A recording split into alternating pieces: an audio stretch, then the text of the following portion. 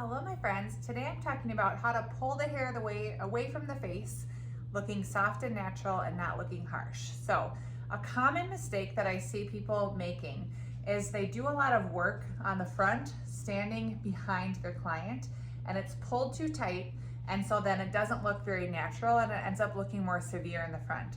So even if you have a really beautiful style that your client maybe should love, she doesn't love it because from the front it looks really severe.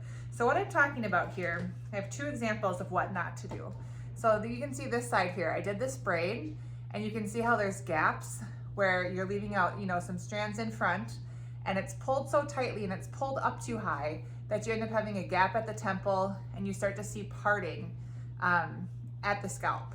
And that just does not look very nice. So I'm going to show you how to fix this. And then I'm going to show you another one on the other side, okay?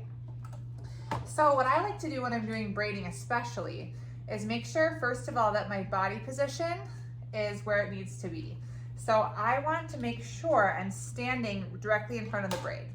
So if I start to do a braid, and I'm back here, because this is where I'm working, the braid's going to follow me back here too tight. And I want this braid to look really natural, swoop nicely like this, and also not have any of those harsh lines where you're actually seeing pieces of the scalp in there, and these other pieces that you're leaving out front just kind of hang wildly and they don't necessarily flow with the hair.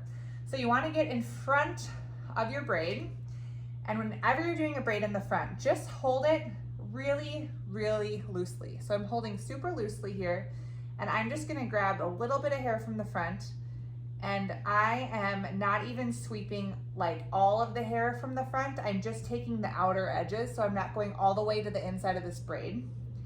And I'm holding it super loosely in my hands for the first 2 or 3 crossovers. And then when I want to start to go backwards, that's when I'll start to move. I'm going to leave out a little hair in front, but I took just a step back, and I'm still holding it really loose. And then I'm just taking hair from the outer edge. So I'm not grabbing hair that's really in and underneath this braid, just on the edge. And now I'm pulling it back softly.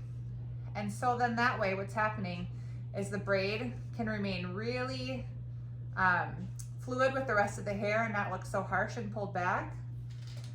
And because I'm holding it so loosely, I have a little bit of space to push it forward and give it a little bit of that volume that we want, so it's not so severe against the head. So you can see it's nice and loose, it's following the shape of the hair. And I'll just put a little pin in that so you can see what this looks like up close. I'll hold the mannequin up. But you can see that's much softer. And then you have the ability to pull these out really gently to cover any bits that look too harsh on the side. So I like to keep my braids nice and soft and loose on the front of the hair so that when you have these pieces that are out and anything else that you pull back, sweep really softly. Now moving on to this side. So this is a similar problem we have going on, okay?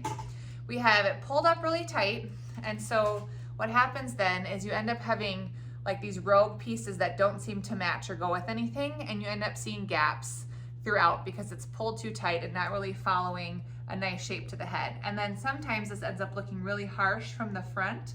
So you have pieces that are out and curled, but this doesn't really match this, and so it looks disconnected and your bride isn't very happy. So to combat that, the biggest tip I have for you is always leave out the front section before you begin any updo. So you're leaving out a section from the top of the head to the top of the ear. That's this section right here. And this is what we're gonna work on last, because that way we can let this hair softly flow into the rest of the updo, and we can kind of see how the updo is going to go. So if the updo is focused up here, we can sweep it up here. If the updo is focused more low, we can sweep the hair down low. So what you want to do is follow the shape of the head, and that is my biggest tip for you, is everyone has a different head shape. Everyone's hair patterns kind of work differently. So if you follow the shape of the head, that will really help your updos look soft and natural. So you want to take a section, I start from the top, and grab a long section down, and I'll twist it, and instead of pulling up or pulling back like this, I'm just gonna follow the shape. So I'm swooping it down, and I'll pin it back, and before I even pin it, I'll just loosen it just a little bit So it follows really softly into the back of this updo. And then I'll work my way forward. So I'm gonna do the same thing. I'm grabbing a section of hair from the front here. So it's kind of a long section and not pulling it back harshly like that, but I'm gonna follow the shape of the head here, twist it, and pull it softly in to match this one. That way we won't see any of the scalp. It will flow really nicely, and you'll have some mobility with it to be able to kind of pull it out, make it nice and loose. Then if you want to leave this piece out, you can, or if you want to bring this back, you can kind of gather hair as you go, gather a little bit of hair, and pull that in, really soft.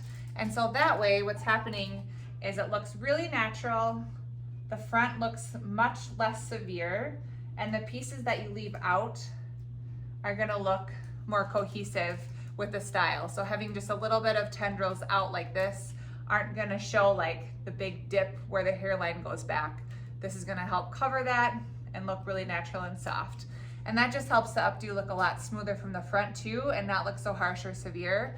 And then you can also play with over the ears. Do people want their ears covered, or they want just a little twist that's really soft in the back like that? So by having good body position, keeping this part out, this section out before you finish your updo will help you to create that really soft swept back look and not have that really harsh pulled back look that can look very, it's just severe and harsh. So I'll give you one more example. On this lovely gal here, before I did this updo, I left this whole section out here. So from the top, you can see where this delineation is to the top of the ear, I left that out. And so then the last section that I did was I pulled this in last and softly twisted it back into this updo. And I did the same thing for this side. This is just softly pulled back and tucked in underneath. And I did that last. So that way I could just leave out these few strands here and it looks really soft and I don't have any severe pulling where I'm really seeing the scalp there and it doesn't look that nice. So those are my tips for creating a nice, soft, flowy updo in the front that looks really natural and your bride will really love. If you like this tip, please like and comment, subscribe, join my free Facebook group. It's at the Updo Collective on Facebook. And then I'll also drop in the comments the Beginner's Updo Guide, which is a great place to start if you are new to updos and you want to get going and learn a lot about them. So thanks for joining me and I'll see you next time. Bye for now.